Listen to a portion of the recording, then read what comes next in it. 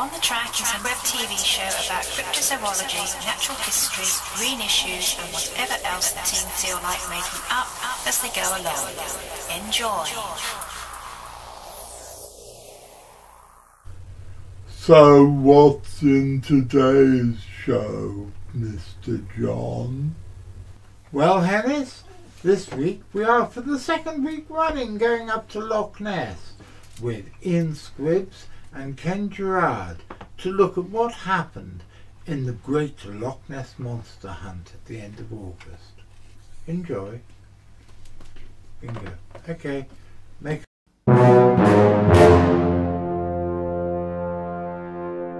I really like the old credits.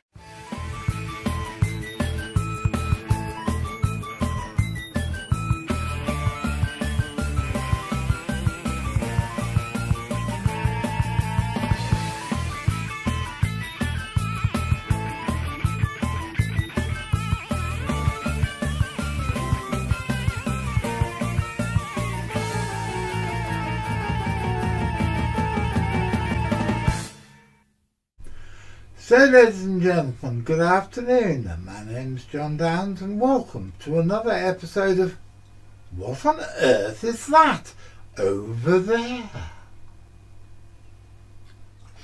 When you're down in Lambeth Way, any time of any day, you'll see us all doing the Lambeth walk.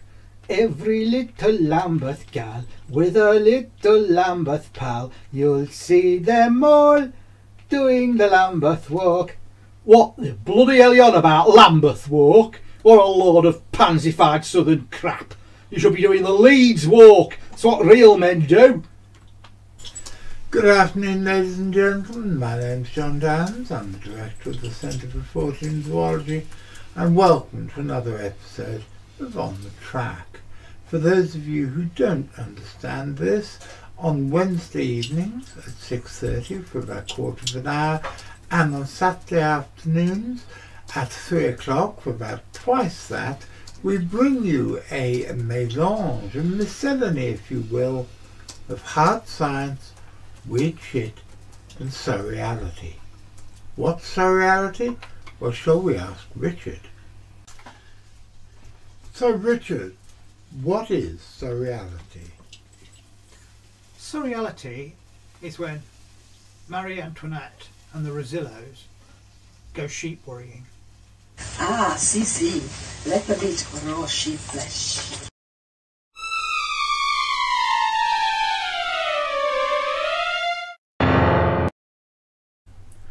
And now, ladies and gentlemen, it's back to Scotland. At the end of August, those jolly nice fellows at the Loch Ness Visitors Centre and another research group which is allied to them held what is claimed to have been the biggest Loch Ness monster investigation for many years.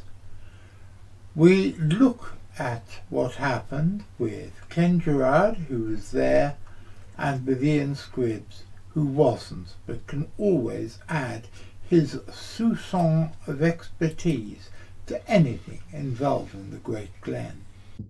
I think one of the biggest things that it achieved was getting the Chinese interpreter lady who took a photograph, I think 7 years ago, to come out of the woodwork and make her thing public.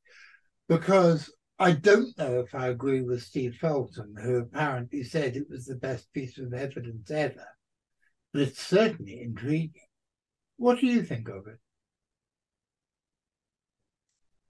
Well, you know, I haven't had I've looked at the photos sort of superficially. I haven't had a chance to really analyze them at depth. They are somewhat similar to what the two researchers on the expedition a couple weeks ago captured in that bay. So it's just basically, you know, smaller black humps that are kind of shiny and sticking up high out of the water. The texture, I'm not sure. The texture on the photographs we're talking about seems to be a little bit, I don't know, I'd be interested to hear your opinion on this. A little haggard, a little bumpy. You know, people have typically always described Nessie's humps as being very smooth and whale-like. And that goes back to Ian Cameron, Alistair Boyd, Aldi Mackay, anyone that's Tim Dinsdale, anyone that's had a really good sighting of the Nessie humps, describe it as very smooth. And this seems to have kind of a texture to it. Yeah, so I think that's kind of interesting. But in Steve's defense, yeah, lumpy. Steve did advocate it as very good photographic evidence. I don't know if I agree with that per se, but I did interview Steve that weekend, and he still kind of puts the sonar evidence, particularly the recent sonar evidence by Roland O'Brien, the contact in 2020, as being some of the best evidence. And I tend to agree with him. I think the photographic evidence is always going to be a little problematic. There certainly have been many hoaxes through the years, photographs of wave effects and birds and different things. But the sonar evidence for the Loch Ness Monster dating back to 1954 and consistently through the 60s, 70s, 2000s, there have been contacts with large animate, who knows what's, at great depths, usually like 400 to 500 feet down. We've got these contacts with these mysterious animate objects. So to me, that's the most compelling evidence. Yeah, I would agree with you. This photograph from the interpreter lady, it's lumpy. There's a weird texture to it. It looks caranculated. Yeah. And it actually looks, and I know there's no such thing as a freshwater barnacle, but it looks like whatever it is covered in barnacles. It gives it that horribly weird texture, sort of corrugated texture. There's something very odd about it. But I'd agree, it's a very interesting photograph. So anyway, that's that one. Let's go on to the next one now. So now on to what have been described as the most exciting photographs ever taken of the Loch Ness Monster. So this sounds good, and I'm sure that viewers of the program have probably seen these photos. They have been doing the rounds quite a bit on the net, but let's go through it. So, translator She Kelly, 51, was taking photos at doors on the shore of Loch Ness with her businessman husband, Scott, 68, when they saw a strange creature in the lake. It moved right to left, covering a distance of about 100 yards. It disappeared and never resurfaced. Mrs. Kelly was so shocked by what she saw on August the 18th, 2018, that she feared public ridicule and did not share the images. So, yes, these were taken a few years ago, but it was not until now she's decided to go public with them. So, she was inspired by the biggest search for Nessie in over 50 years on the bank holiday, in which hundreds of people took part.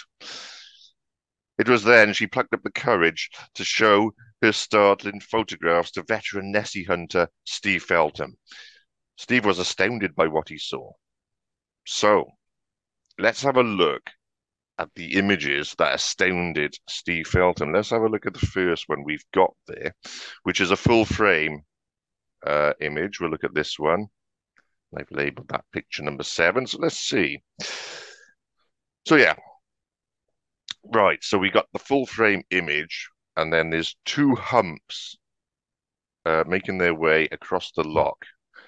Background is included, so it was definitely taken at Loch Ness, and it is a fair distance out into the water, so that would eliminate the partially submerged rock theory. There's some kind of wake behind the object, which may suggest movement. So certainly an impressive sight upon first inspection. What do you reckon on that then, that first image there, John? Something going on in the photo, definitely. Something is going on in the photo. I don't like the thing that strikes me from this and from the other pictures in the same sequence, that they seem to uneven and rough animal. Yeah. Because animals you expect to have sort of vinyl smoothness. Yeah, exactly. Unless, of course, they're a great whale covered in barnacles or something, but could be. But yeah, so we can look at that when we go on to the others. But Mrs. Kelly said of the incident, we had lunch indoors and and then started walking around, and I was just taking pictures with my Canon camera of Scott and our daughter Elisa, who was then 5. When about 200 meters from the shore, moving right to left at steady speed, was this creature. The creature was spinning and rolling at the time. No head or neck was visible. After a couple of minutes, it just disappeared and we never saw it again. At first, I wondered if it was an otter or a pair of otters or a seal, but we never saw a head and it never came up for air. It was making this strange movement on the surface. We did not hear any sound. There were these strange shapes below the surface. I could not make out any colors. The water was dark. I do not know what it was, but it was definitely a creature, an animal. At the time, I did not want to face public ridicule by making the photos public, but I met Steve Feltham at the weekend and showed him the images, and he said they were very interesting. Mrs. Kelly continued, I have always believed there was something in Loch Ness. There is something unusual out there, but I don't know what it is. What I saw looked like a serpent. It was definitely a creature, and it was moving. Mr. Feltham said, these are the most exciting pictures of Nessie I have ever seen. They're exactly the type of pictures that I've been wanting to take for 3 decades. It is rare to see something so clear on the surface. They are a vindication for all people who believe there is something unexplained in Loch Ness. They are remarkable. I have studied them, and I still don't know what it is. We are lucky the Kellys have decided to go public at last. I have met the Kellys twice, and they are absolutely genuine. I persuaded them that these pictures were so important we should make them public. They warrant further investigation. It is not driftwood, it is a moving creature, and totally unexplained. So, Steve Feltham was convinced. Let's have a look at the zoomed in image of the object. So if we go to the next picture, number 8, John, and this is now we can actually, upon closer inspection, see the object. So, as you said, there's 2 dark, rough-looking humps, very uneven on the surface. So it's not a, unless there's barnacles or some such. Yeah, it's difficult to explain. And in the same way as there are no whales in Loch Ness, there are no barnacles in Loch Ness. Exactly. So, and then if you look at the other side of the humps, there's some smooth white type object, isn't there? There's some kind of thing going on the other side. And also in the middle of the humps, there's something there jutting out as well. So yeah, I'm not sure. It doesn't look organic, but we don't know. We don't know what we're looking at. Your guess is as good as mine. So what we can do, if you've anything to add there, John, to that, we can look at the next one when you're ready. Well, Mrs. Kelly said it looked like a serpent. Well, I could extrapolate various things from there. Mostly fairly, it looks like a better quality Frank Searle picture, to be quite honest. Frank Searle would have been proud of that one, I think, wouldn't he? Yeah. Oh, yeah, but what it doesn't look like is any sort of snake or serpent. Let's have a look then. Let's go move on to the next picture as part of the sequence. So we can see the next one now. Again, we've got 2 humps. This is picture number 9. So we've got 2 humps there. Yet they're different to the first 2 we looked at. And they've got that white, smooth surface, which suggests the object has rolled over, and we're looking at the actual other side of the creature, if it is a creature. We're actually looking at the other side there from the first photo. And if we go to the next picture, which is a zoomed in version, picture number 10. So yeah, there's also, that looks like something's inflated to me. Some kind of inflation device, something full of air, perhaps, on the surface. There's the color does vary. We've got like mainly white, but there's sort of darker grey spots on it as well. So that's that one. It's interesting, eh?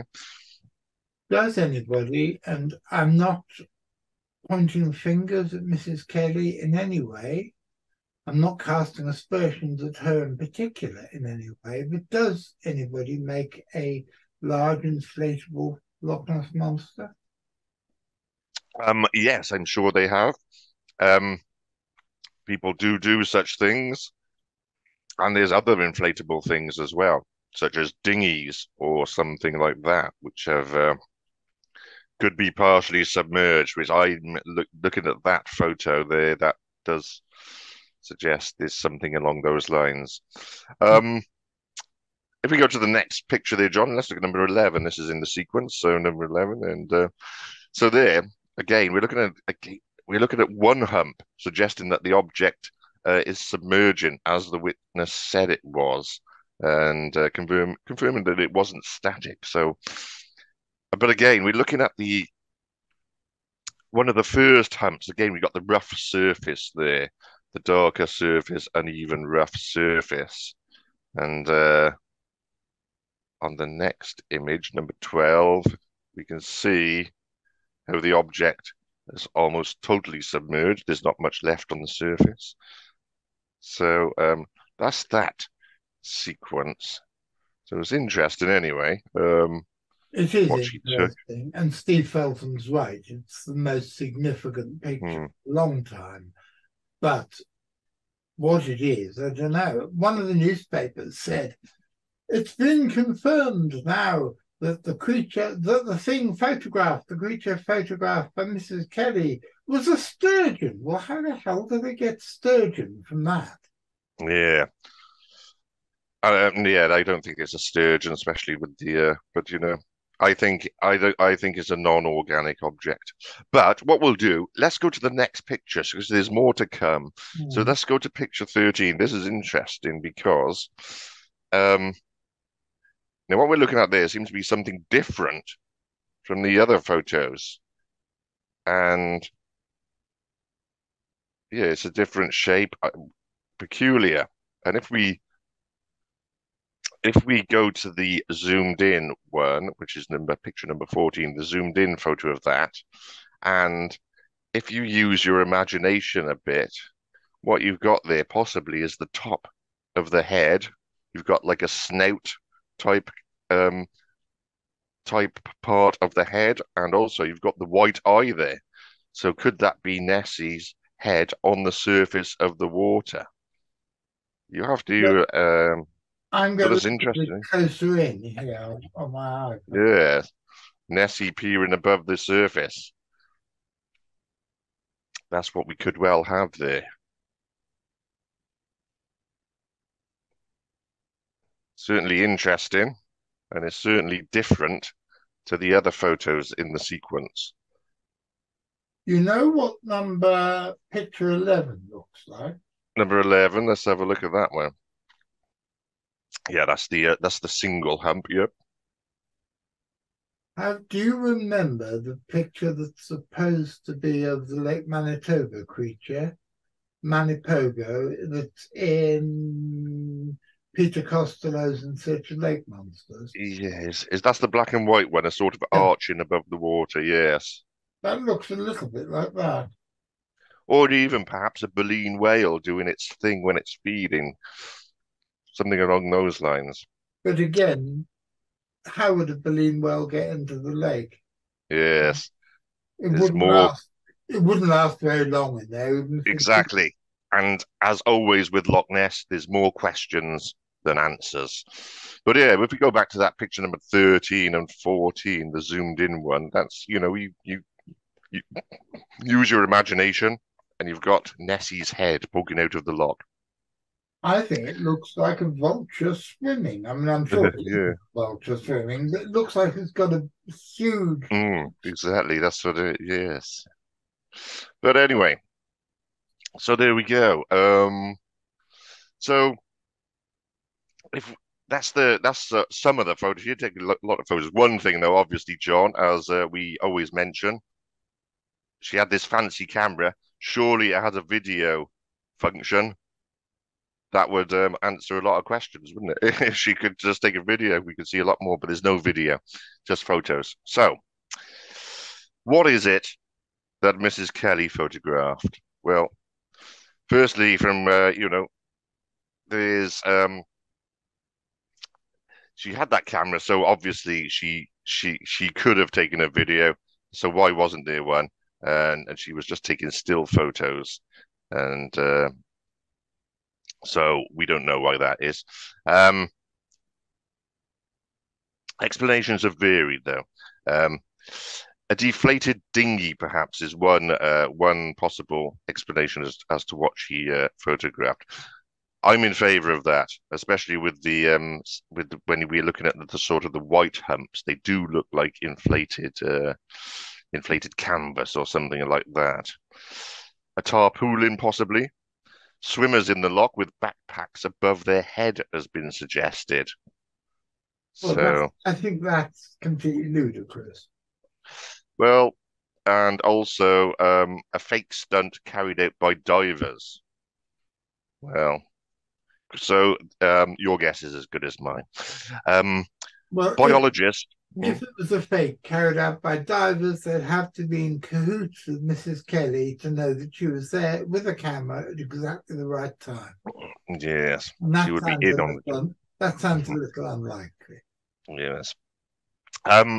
Biologist Professor Ben Gerhard thinks the humps are debris from a boat or a lump of wood. He said he doesn't believe that Nessie would be a prehistoric monster, as these were huge and sometimes violent, quick creatures which would have made their presence known by now. So there we have it. As usual, there's a lot of noise coming from Loch Ness, but still no conclusive evidence of the monster. The expedition did sound good, though, and it's a shame I couldn't join them this time. But if I could join them in the future and offer them my surface observation services, then I will ensure that I station myself next to Foyer's Pier on the south side of the loch, the location where the late Frank Searle once lived in a caravan for his one-man pursuit of the monster. Yay, I will be there. Frank. I will be there in honor of the great man, though I won't be petrol bombing anyone or like what he did. That would be taking things a bit too far.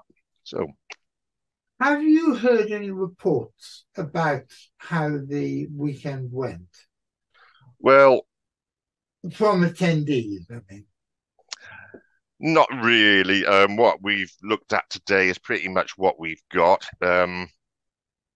The thermal imaging video looks like if that can come out, maybe that'll give us a bit more, meat on the bone.